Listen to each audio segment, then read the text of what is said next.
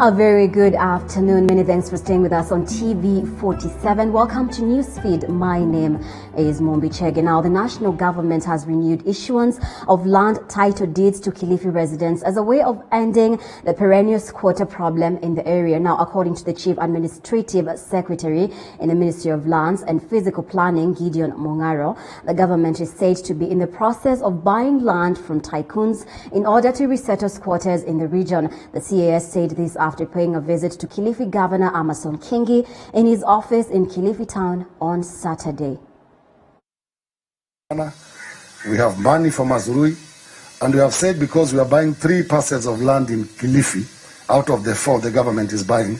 We are buying 1 in Mombasa. Nyakiruma have just come back from Mombasa to value land which we are buying for the people. But out of the 4 parcels the government is buying this financial year, 3 are Kilifi, and that's because of your effort, Governor, when you talked of Mazurui. That quite a number of these areas, you've actually prioritized them in the ministry. Not because you're the CAS lands, but I know it's because, one, you're from this area and therefore you wanted to address that particular problem. For many girls and young women forced to stay at home as schools remain shut, menstruation comes at a high cost. They often have to choose between food on the table and basic hygiene. But a new initiative by Plan International has eased the burden on families living in Mathare, Nairobi by offering free showers and sanitary towels. 15-year-old Jacinta Mutethia lives with her mother Jemima Kalemi in Mathare, one of the most densely populated informal settlements in Kenya's capital, Nairobi. The challenge of menstrual hygiene management goes beyond just accessing sanitary pads. For many girls like Jacinta, menstruation comes at a high cost. Kuhakikisha mama zao pesa na wanasema mama zao na wanyima juu hakuna otherwise juu mama zao itabidi wachange za sapa. As a result, Plan International, a development and humanitarian organization, came up with the Shower for Girls project that pays for girls like Jacinta and Glorian Wairimu to access bathroom services. We wanted to ensure that we were responding to specific needs for girls in a way that is very personal and that is transformative.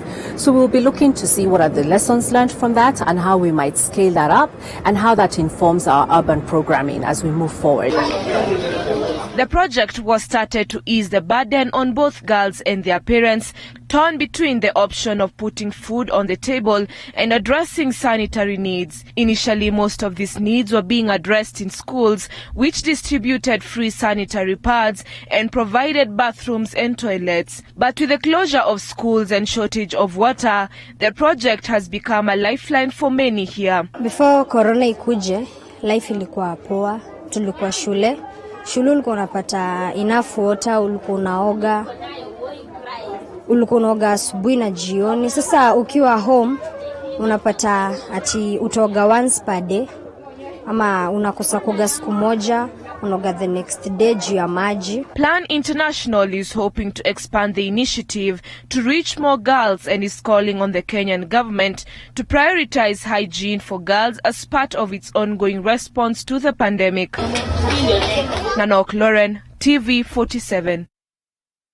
Now, since March this year, close to 602 school-going girls have been impregnated in Karachuonyo constituency, Homa Bay County. This is according to unofficial data from Kendu Sub-District Hospital. Boda riders in the region have always borne the blame for early pregnancy, but the motorcycle men have refuted the claims. Instead, they're coming out as their sister's keeper. Through their union, the riders have set up a kitty where they have agreed to contribute 20 shillings daily per rider to buy sanitary pads and distribute them freely to needy girls in Karachuonyo.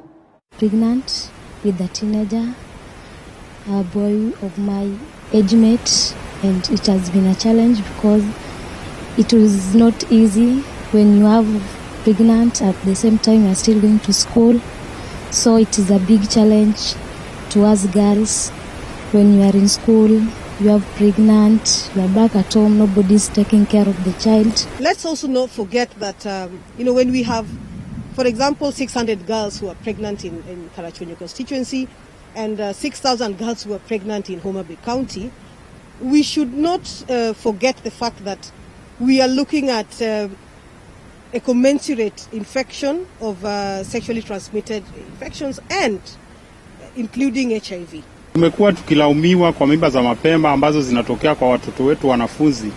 Saizi janga la corona limefanya wako nyumbani, hawaendi shuleni.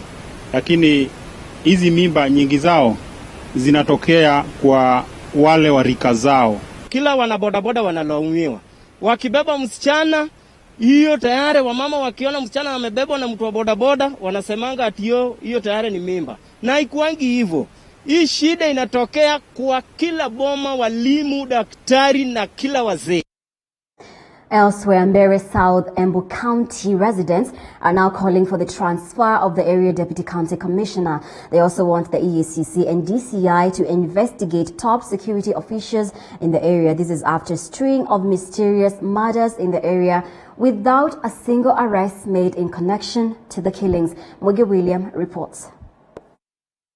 With numerous incidents recorded in Mbeere South Embu County, residents are calling upon the Ministry of Interior to transfer heads of security organs in the area. Led by the area Member of Parliament Geoffrey Kingangi, the residents allege that whatever is being witnessed in the area is due to corrupt and incompetent government officers posted in the area. Kama kuna wezi wamewekwa wanalipa pesa kwa polisi, wajiadhari. Sisi tunakuja kuwatoa sisi wenyewe kutoka huyo mashimo kwa sababu polisi wameshinda. Hakuna haja ya kushinda ati watu wanapembelezana. Ukishindwa na kazi yako, MC anaenda nyumbani, DCC hata wewe unafuata chifu. Ukishindwa na kazi hata wewe unafuata. In a span of 2 years, tens of killing and other criminal activities have been reported in the area, with residents claiming that no action has been taken. They want the investigative organs of the government to swing into action. Nchi wamefika mwisho na wameamua wao wakikamata mwizi hawatapeleka polisi, ni kupatia ile inaitwa instant justice. Ukishikwa na mbuzi umeiba, unamalizwa. Ikiwa wewe umeuana, hata wewe unanyorozwa na unawekwa kiberiti. Naomba serikali upande wa security iangalie kwa sababu makanisa mengi yamefunjwa. The latest incident is of an old couple who woke up to a devastating scene. Their home was raided and the burglars got away with the old couple's motor vehicle and motorbike. Ikifika saa 12 wakati ni sasa nilimaliza kazi ya nyumba, kufungua ndio niweke maziwa kwa gari, niende sokoni ndio nimekuta hakuna gari. Nikamusa mzee akanja akawitinesi kweli hakuna. Tafuta kijana wa kazi ndio anje apeleke maziwa na pikipiki. Hapo ndio nilirealize hata pikipiki imeenda. Further, area residents says that they will petition Cabinet Secretary Fred Matiang'i to ensure security is beefed up in the area. Muge William for TV47 Embu. In the majestic plains of Kenya's Masai Mara, the coronavirus pandemic spells economic disaster for locals who earn a living from tourists who flock here to see the abundant wildlife. Even before the virus arrived in mid-March, tourism revenues had plummeted with cancellations from crucial markets like China, Europe, and the US.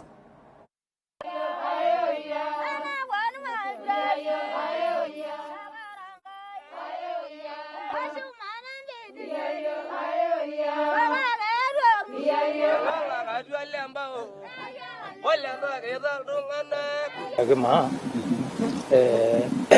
warapa na ashimposha kikira yoga ifie tena tagora ngana yana ora na sai na kitanya malole amore nyana la yo na na sia yoga la mbanga mbanga nye ishu ye ro na bomu no tiene we.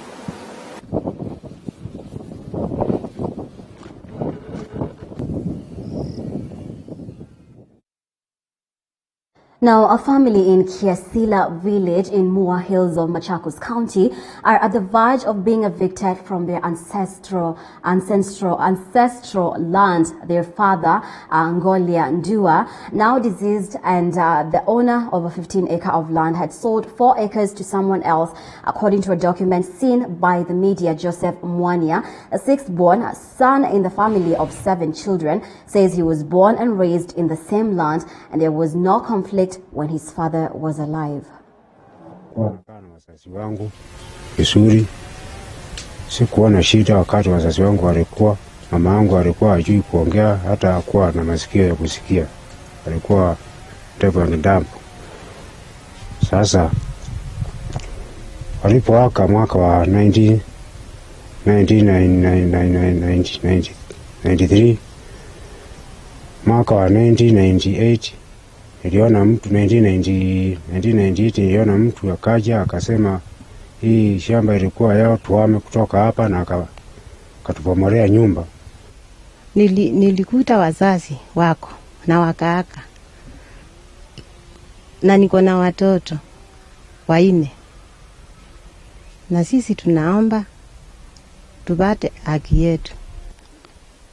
Wazazi wakiaka walikuja mtu, si mimi simjui, akakuja akatuambia tuondoke.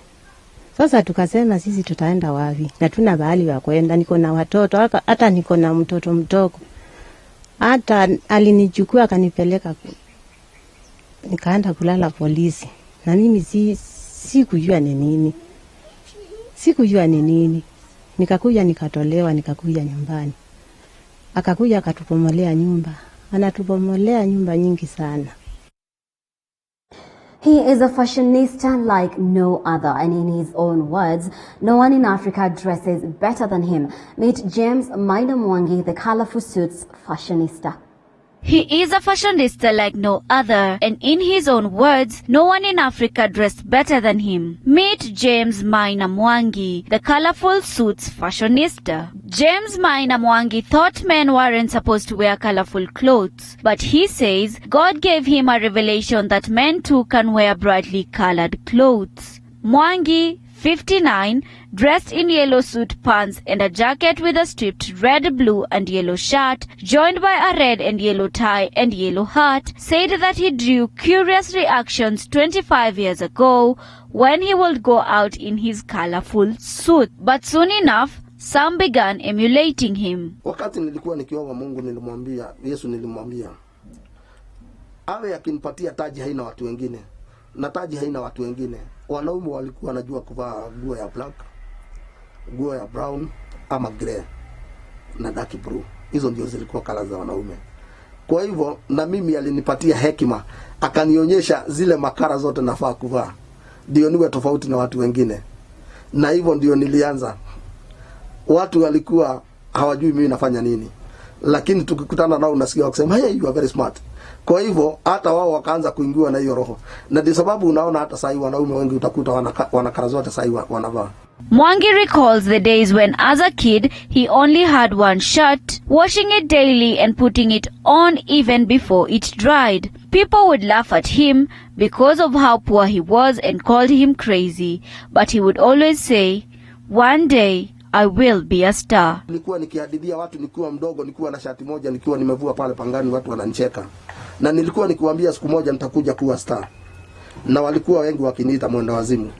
He dropped out of school at 12 as his family could not afford to pay for him to continue with his studies. But then he started acting as a youth leader in his community that gained him popularity, which then helped him get a job as a bar manager in a local pub. And now things have changed. He now has about 160 suits, over 200 shoes, 300 hats, and much more. And in the era of coronavirus, he has added another item to his collection, the colorful masks. Nikaanza kununua maguo. Niko na suti kama 160, niko na viatu kama 200, kofia niko na kama 300 na zingine nyingi. Mwangi, who now earns a living as a matatu organizer, helping the infamous Nairobi commuters' buses determine their routes, says he'd like to lend some of his suits to others at church and some of the street children in his neighborhood in Nairobi. He urged donors to help. Wakati mwingine kama ni December mimi upeana. Napatia hata ma street children, hata yavae suti asikie mzuri.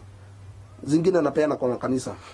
Kwa hivyo mimi naomba watu kama ni wafadhili wakuja tusaidie mambo ya street children, mambo ya orphans. Shida imekuwa nyingi kwa sababu ya hii COVID-19. Nchi haina pesa. But when it comes to his style, there is no one who dressed like him. He says, I am the best. Haijatokesha mtu mwingine anavaa kama mimi. Kwa hivyo najiamini kuwa Afrika na dunia, I'm the best. Many thanks for staying with us on Newsfeed. Let's take a short break. We'll be back in just a moment.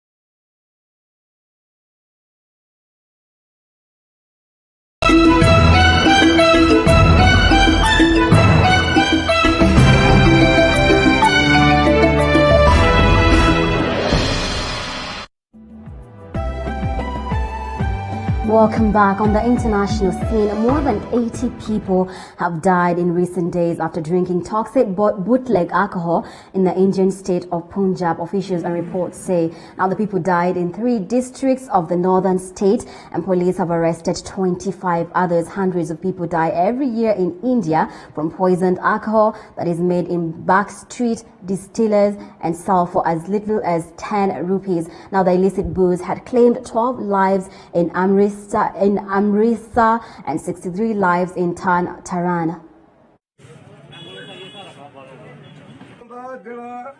ਬਿਮਾਰ ਹੈ ਜਦੋਂ ਲੱਗਦਾ ਉਹਨੇ ਸ਼ਰਾਬ ਪੀਤੀ ਸੀ ਉਹ ਬਾਹਰ ਨਿਕਲੇ ਸਾਡੇ ਨਾਲ ਚੱਲੇ ਅਸੀਂ ਬਾਹਰੋਂ ਆਇਆ ਪਤਾ ਨਹੀਂ ਕਿਤੇ ਬਾਹਰੋਂ ਪਜਾਮਾ ਸਭ ਖੱਟੀ ਪੀਤੀ ਹੋਏ ਸਾਨੂੰ ਪਤਾ ਹੀ ਨਹੀਂ